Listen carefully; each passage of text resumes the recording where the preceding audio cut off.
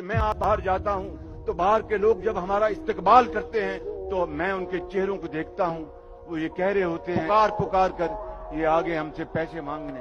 क्या ये जिंदगी है जो हमने अपने लिए चुनी है?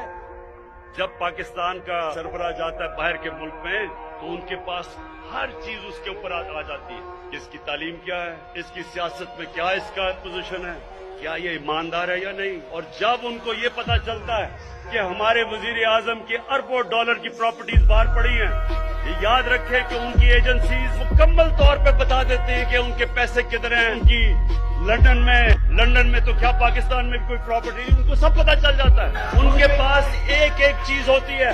अगर अल्लाह ने मुझे बाहर इज्जत दी तो उनको सबको पता है कि मेरा कोई पैसा बाहर नहीं पड़ा। उन सबको पता है कि मैंने अपने मुल्क से करप्शन नहीं की। वो आपकी इज्जत करते हैं और अल्लाह का शुक्र है चाइना में गए, उन्होंने हमारी इज्जत की। हम रूस गए, 3 गार्ड ऑफ ऑनर दिए, उसने इज्जत दी। उसने हमें सदर ट्रम्प से मिलने गया, उसने इज्जत की। उसे पता था कि ये आदमी 2 नंबर नहीं है। कौम की इज्जत उसका प्राइम मिनिस्टर होता है, उसका सरबराह होता है। जब वो झुकता है वो कौम की सारी इज्जत नफ्स तबाह करके रख देता है। आप वहाँ जाके बड़े बड़े होटलों में ठहरे, अपने मुल्क का पैसा खर्च करें, उनको बड़े बड़े तोहफे दें और उनको पता हो कि आपका मुल्क मकरूज है, वो आपकी इज्जत नहीं करते, वो आपको नीचा समझते हैं, वो आपका मजाक उड़ाते हैं। आपके